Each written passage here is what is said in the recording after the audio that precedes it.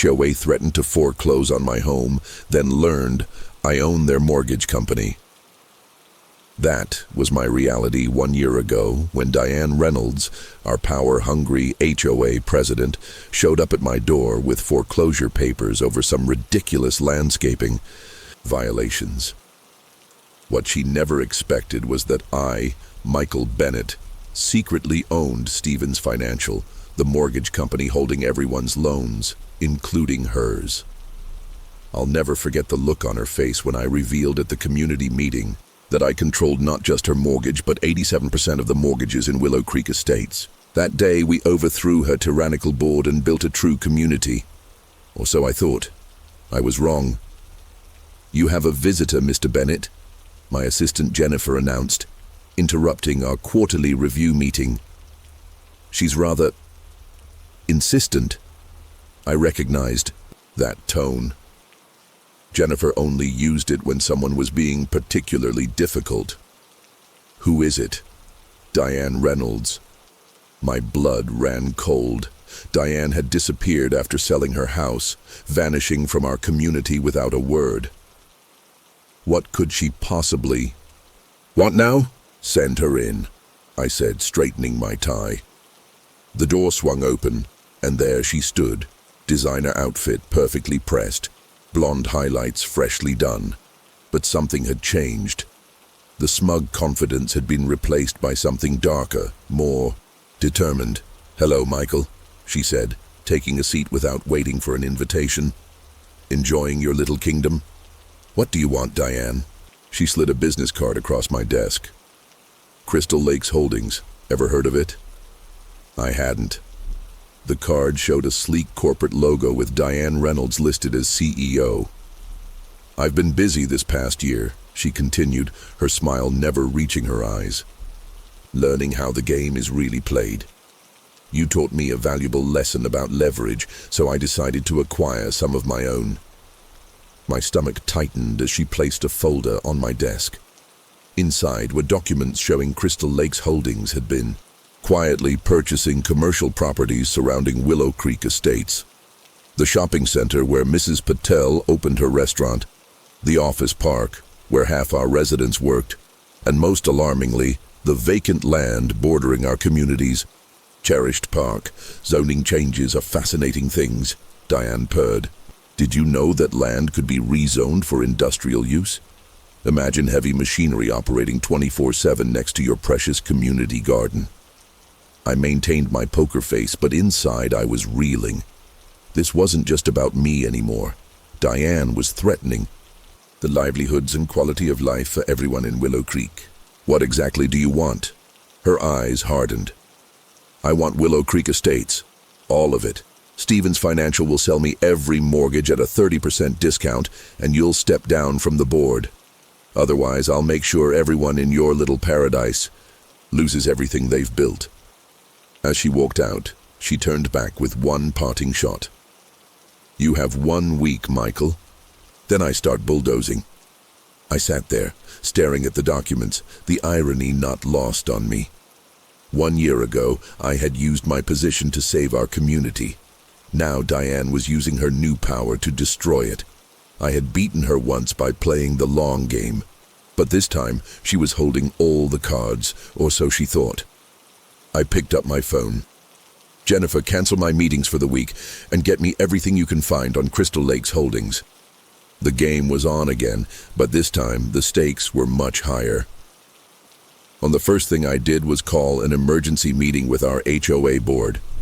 Mrs. Garcia, now our president, listened intently as I explained Diane's threats, her face growing more concerned with each detail. "She can't really force businesses to close, can she?" asked Mr. Johnson, whose son had become a neighborhood favorite since his wheelchair ramp became a canvas for community art. "Technically, no," I explained.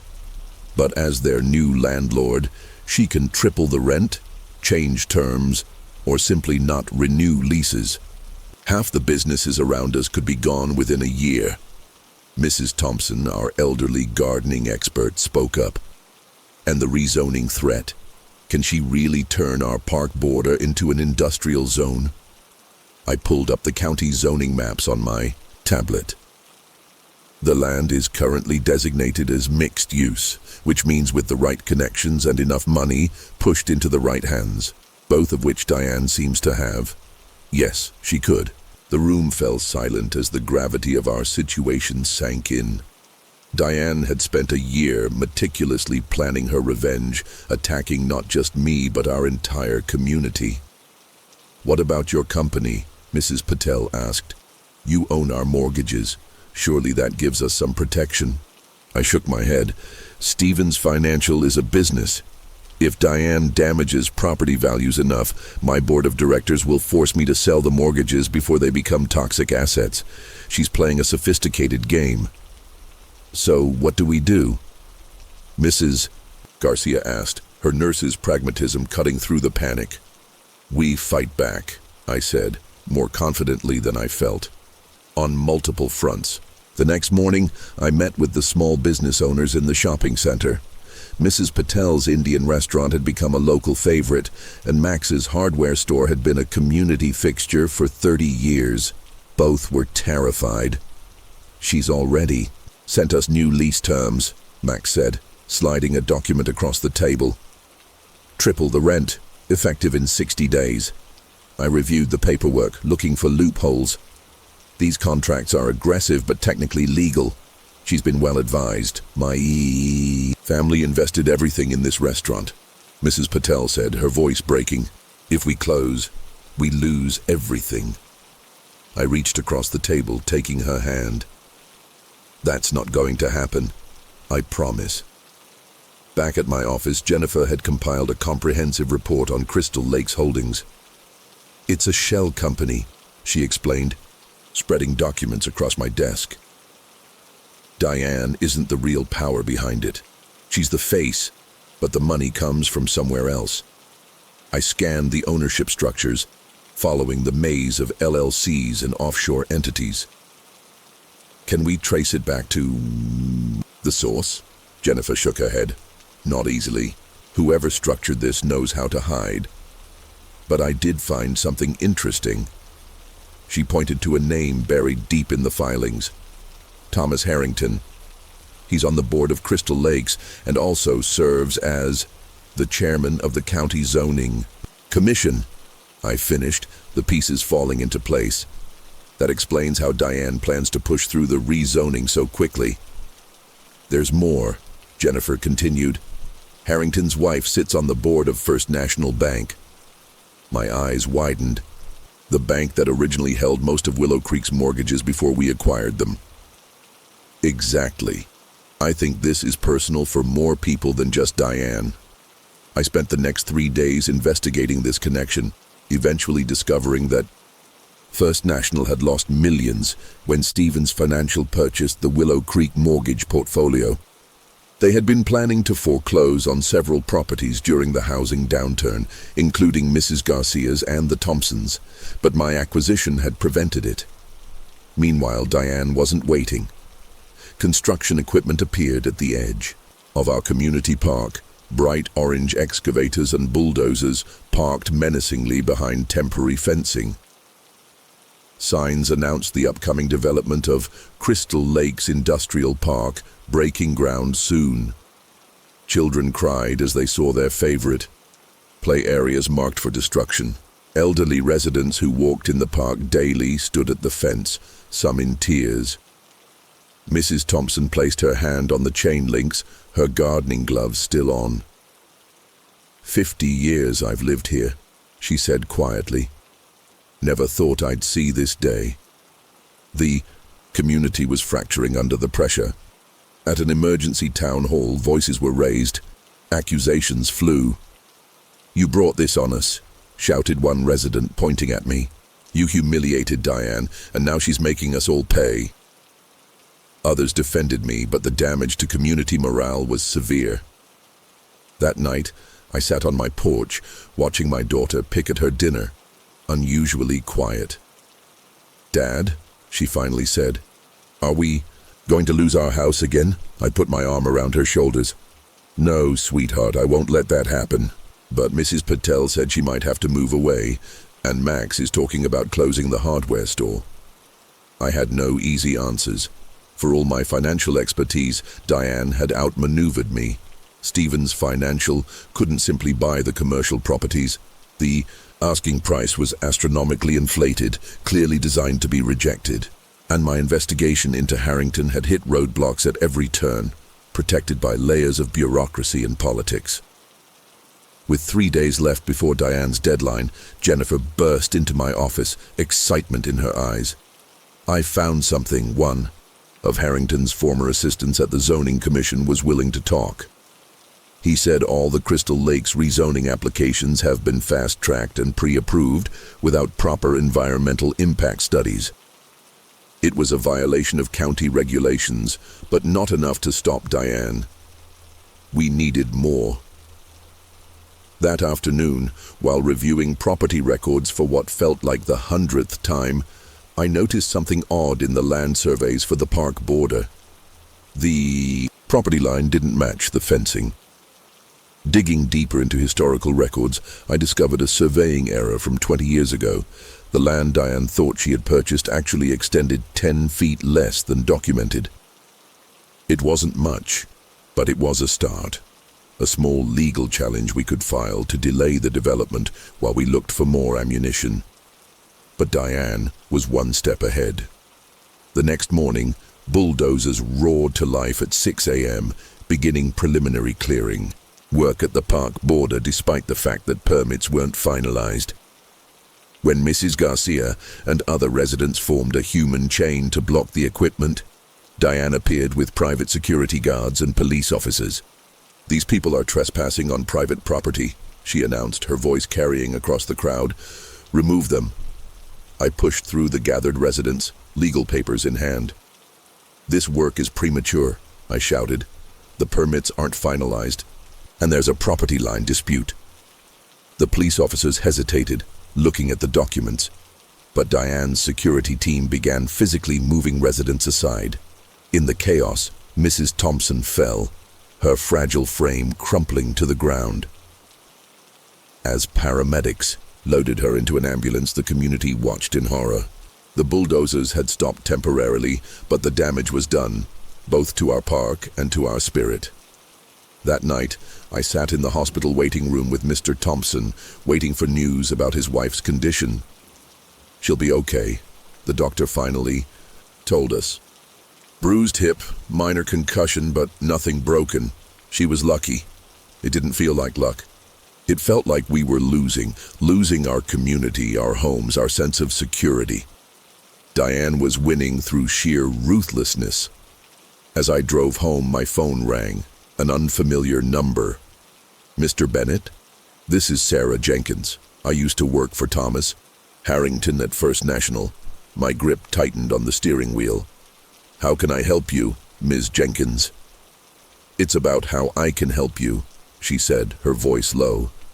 "I've been watching what's happening at Willow Creek. It's wrong, and I have documents that prove it." I met Sarah Jenkins at a coffee shop 20 miles from Willow Creek. She was younger than I expected, maybe mid-30s, with a nervous energy that had her constantly checking over her shoulder. "I was Harrington's executive assistant at First National for 6 years," she explained, sliding a USB drive across the table. "When the bank was planning the mass foreclosures in Willow Creek, I processed the paperwork. They were targeting specific homeowners, people of color, single parents, the elderly. It wasn't about mortgage payments.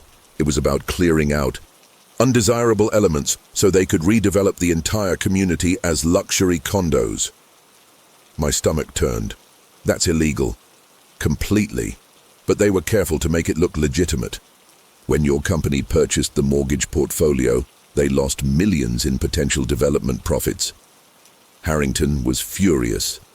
I plugged the drive into my laptop, quickly scanning through internal emails, meeting minutes, and financial projections.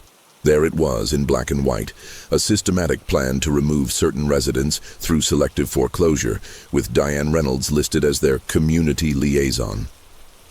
She was working with them even before she became HOA president, Sarah confirmed. Her job was to create violations, generate fines, and make life difficult for the targeted homeowners. When you exposed her, you also derailed their entire development scheme. This was the smoking gun we needed. Proof of discriminatory lending practices and conspiracy. I copied the files, thanked Sarah profusely, and headed straight to my lawyer's office to prepare injunctions against both Crystal Lakes Holdings and the Zoning Commission. But as I pulled into the parking lot, Jennifer called, her voice frantic. "Michael, they're moving in. Diane somehow got the permits expedited. There are dozens of workers tearing down the park fence right now." I raced back to Willow Creek, arriving to find heavy machinery already digging foundations. Diane stood watching, a triumphant smile on her face as residents protested helplessly behind police lines. "You're too late," she said as I approached. "The permits were approved this morning." "How?" I demanded. "The review period isn't even over." "Emergency executive approval," she said smugly. "Turns out the county has a critical need for industrial development." "Who knew?" I held up my phone, displaying the incriminating documents. "I have proof that this entire development is based on illegal discrimination. First National Harrington U, all conspiring to force out residents based on protected characteristics." For a moment, uncertainty flickered across her face, but she quickly recovered. "Interesting theory. Good luck proving it after your source recants." She showed me her own phone with a text message from an unknown number. "Jenkins handled. Evidence compromised." My blood ran cold. "What did you do to her?" "Nothing illegal, I assure you. Just made her a better offer." "That's business, Michael." She nodded to her security team. Mr. Bennett was just leaving. I was escorted off the property, watching helplessly as excavators tore into what had been our community's cherished green space. Back home, I tried repeatedly to contact Sarah Jenkins, but her phone was disconnected, her apartment empty when I drove by. The evidence was still on my laptop, but without Sarah to authenticate it, to explain how she obtained it, it was essentially useless in court. My lawyer confirmed as much when I called him. "Without your witness, this is just a collection of documents that could have been fabricated. No judge will grant an injunction on this basis." That night, I called an emergency community meeting. The mood was somber as I explained our situation. "So that's it?" Mrs. Garcia asked, her usual optimism gone. "We just give up, let her destroy our homes and businesses?" "What about Stevens Financial?" asked Mr. Johnson. "Can't you still protect our mortgages?" I shook my head. "My board is already pressuring me to sell the portfolio. With property values plummeting due to the industrial development, they see Willow Creek as a liability." Mrs. Patel stood up, tears in her eyes. "I'm closing the restaurant next week. I can't afford the new rent. And with the construction, customers have already stopped coming." One by one, neighbors shared similar stories. The hardware store was liquidating inventory. 3 families had already put their homes up for sale. The community we had fought so hard to build was disintegrating before our eyes. As the meeting broke up, I sat alone in the community center, staring at the photos on the wall. Our first neighborhood potluck, children playing in the garden, elderly residents teaching younger ones how to plant flowers. Everything we stood to lose. My phone rang. Jennifer again. "There's something you need to see," she said. "Turn on Channel 7 News." I pulled up the local news on my phone to see Thomas Harrington being led away in handcuffs, FBI agents in the background. "Theo, chairman of the County Zoning Commission, has been arrested on charges of bribery and corruption," the reporter announced. "Sources say Harrington accepted payments to fast-track development approvals without proper review." It should have been good news, but I knew better. This wasn't about Willow Creek. Diane's powerful backers had simply found a convenient scapegoat, someone to take the fall while their plans proceeded. With Harrington gone, they'd simply appoint a new puppet to the commission. As the news segment ended, my phone chimed with a text message from an unknown number. Midnight. The old boathouse at Crystal Lake. Come alone if you want to save Willow Creek. I stared at the cryptic message, weighing my options. It could be a trap, but at this point, I had nothing left to lose. The old boathouse stood at the edge of Crystal Lake, its weathered boards gleaming dully in the moonlight. I approached cautiously, every sense on high alert. The door creaked as I pushed it open, revealing a dimly lit interior with a single figure seated at a table. "I wasn't sure you'd come," said a familiar voice. "Tom Reynolds, Diane's husband, the last person I expected." "Why am I here, Tom?" I asked, staying near the door, ready to bolt if necessary. He pushed a thick folder across the table. "Because someone has to stop her." I hesitated before picking up the folder. Inside were internal documents from Crystal Lake's holdings, bank, transfers, meeting minutes, and emails that painted a disturbing picture. "Diane isn't just trying to get revenge on you," Tom explained, his voice hollow. "She's become obsessed with power. After you humiliated her, something broke. She connected with investors who saw potential in her ruthlessness. They're using her as the public face, while they systematically buy up and redevelop communities across 3 counties. I flipped through the papers, seeing plans for not just Willow Creek, but a dozen other neighborhoods. "Why are you showing me this? You stood by her before." Tom's shoulders slumped. "I did. I was weak, but this..." He gestured at the documents. "This is destroying people's lives, and she's not the woman I married anymore." "These investors," I pressed. "Who are they?" "Overseas money, primarily. They use Crystal Lakes as a front, but the real decisions come from shell companies in Luxembourg and the Cayman Islands." He slid another document forward, a complex organizational chart with familiar names.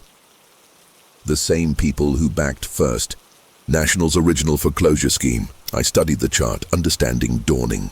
"They're using Diane to finish what they started, clearing out established communities for luxury development." Tom nodded. "But Willow Creek is personal for her. She wants to crush you completely, make an example of your community." "What about Sarah Jenkins? Is she okay?" "Diane paid her off, but she didn't hurt her. Sarah took the money and disappeared to Florida. It was something, at least." I gathered the documents, my mind racing through potential strategies. "Why now, Tom? What changed?" His eyes met mine, filled with a mixture of shame and resolve. "They're planning to announce the full development tomorrow, not just the industrial park, but complete demolition of Willow Creek for luxury condos. Once it's public, there's no stopping it. And..." He hesitated. "I found out they've been bribing officials to condemn properties that won't sell. Willingly. This changed everything. With evidence of criminal conspiracy, we could potentially freeze all Crystal Lake's assets and operations. But only if we acted immediately. I need your help with one more thing," I said, outlining my plan.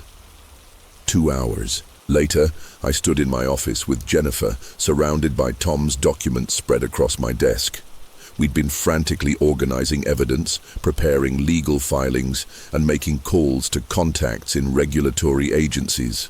"The FBI has opened a case file," Jennifer confirmed, hanging up the phone. "But they won't move without more concrete evidence linking Diane directly to the bribery scheme." I pointed to a particular email chain. "This shows her directing payments, but it's not explicit enough about what they were for." Jennifer nodded grimly.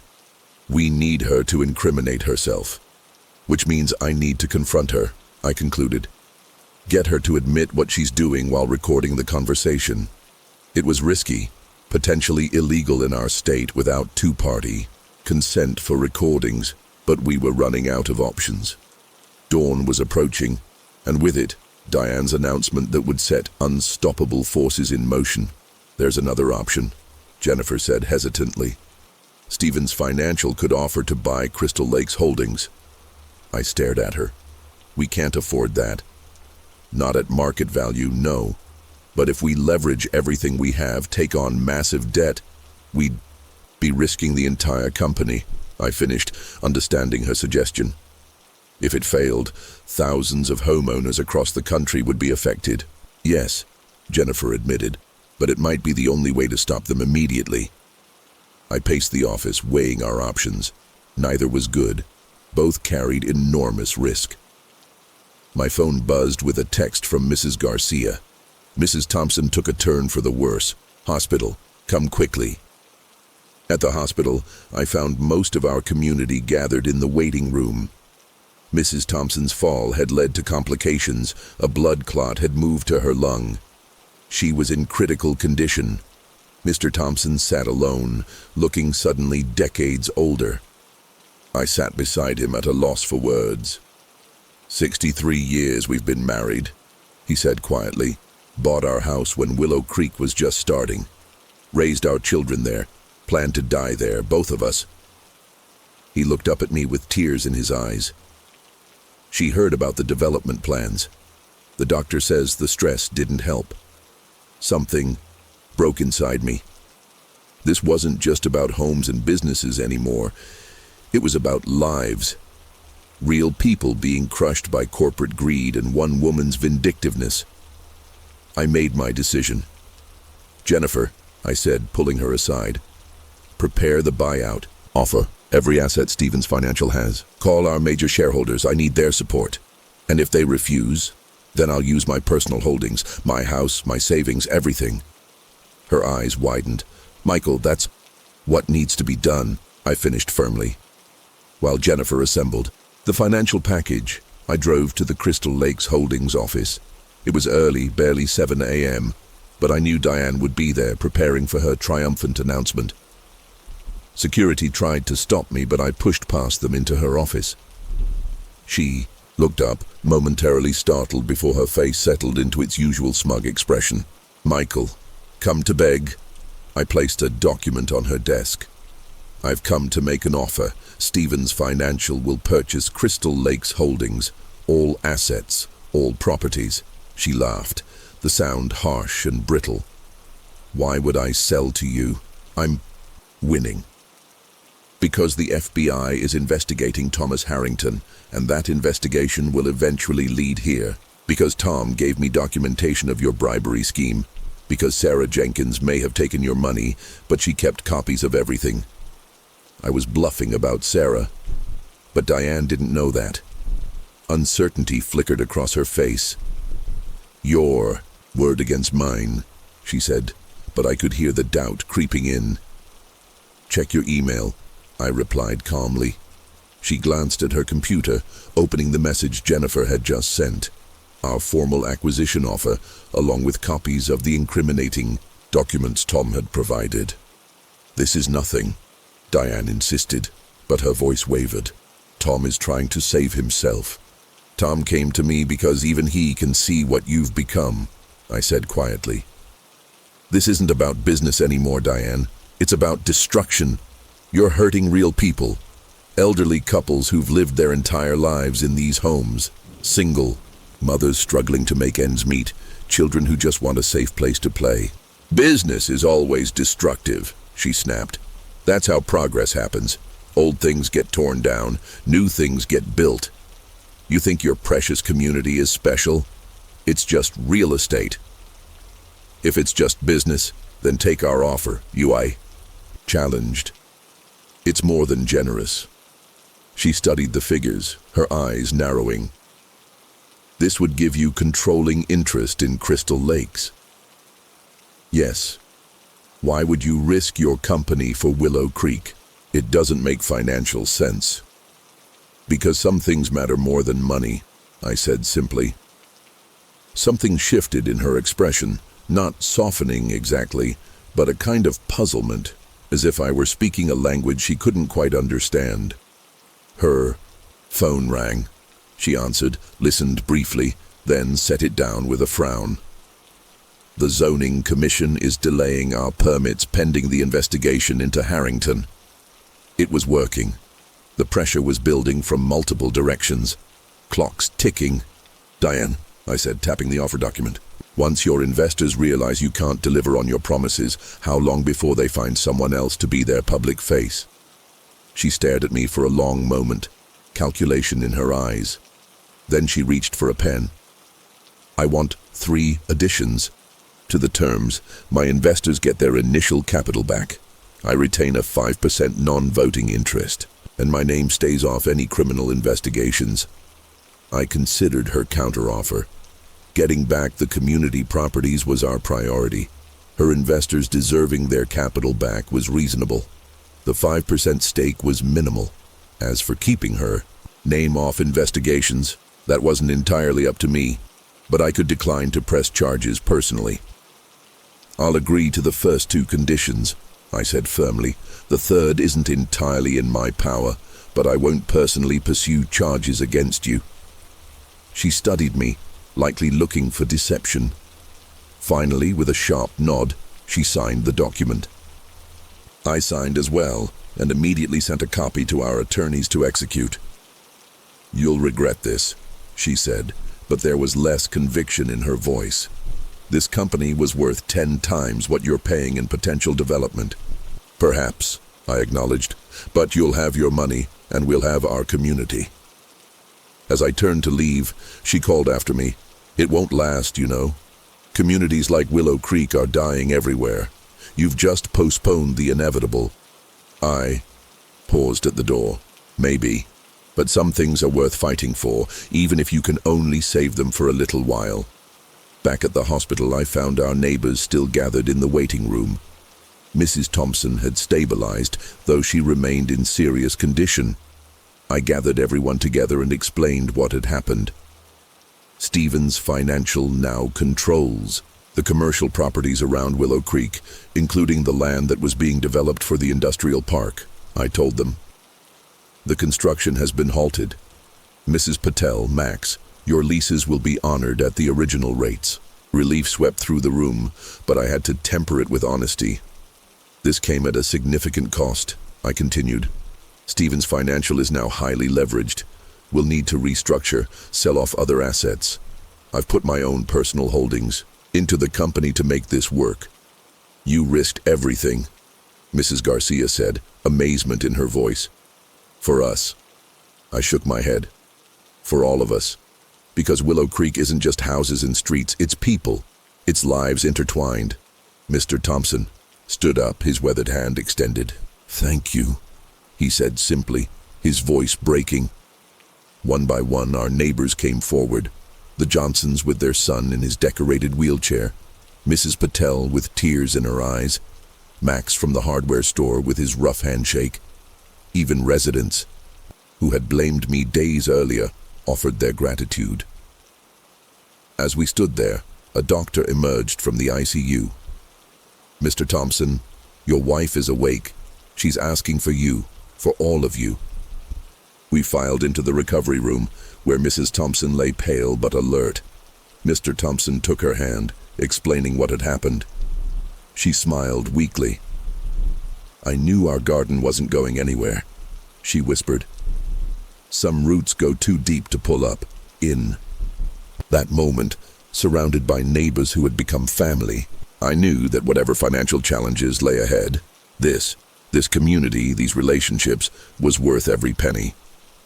My phone buzzed with a message from Jennifer. "Paperwork filed. Transfer complete. Crystal Lakes Holdings is now a subsidiary of Stevens Financial Group." The battle was over.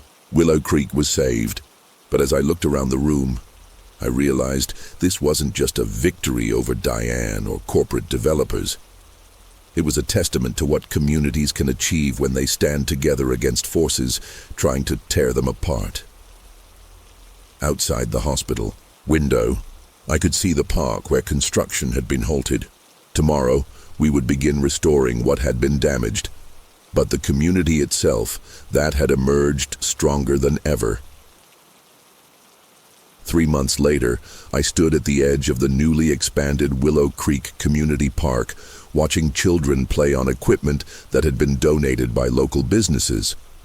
Where Diane's bulldozers had once threatened, there were now additional community garden plots, a small amphitheater for summer concerts, and meandering paths that connected our neighborhood to the shopping center. Mrs. Thompson, fully recovered and more spirited than ever, was teaching a group of children how to plant tomatoes in the new raised beds. "Gentle hands," she instructed. "Plants are like people. They respond better to kindness than force." Stevens Financial had weathered the financial storm of the Crystal Lakes acquisition. We'd sold off non-essential holdings, restructured debt, and found that our reputation for ethical business practices actually attracted new investors who valued corporate responsibility over maximum profit. We weren't the biggest mortgage company anymore, but we were perhaps the most respected. As for Diane, she had disappeared from public view after the sale, taking her money and vanishing. Tom had filed for divorce and now volunteered at our community center, finding a kind of redemption in helping the very people he'd once conspired against. "Michael," Mrs. Patel called, waving me over to where a crowd had gathered for the ribbon cutting of the new Willow Creek Business District. Her restaurant had expanded, now featuring an outdoor patio overlooking the park. Max's hardware store had hired 3 new employees to handle increased business. New shops had opened, attracted by our reputation as a thriving, tightly knit community. Mrs. Garcia handed me the ceremonial scissors. "Would you do the honors? None of this would exist without you." I shook my head, passing the scissors to Mr. Thompson instead. This wasn't about me. It was about all of us standing together.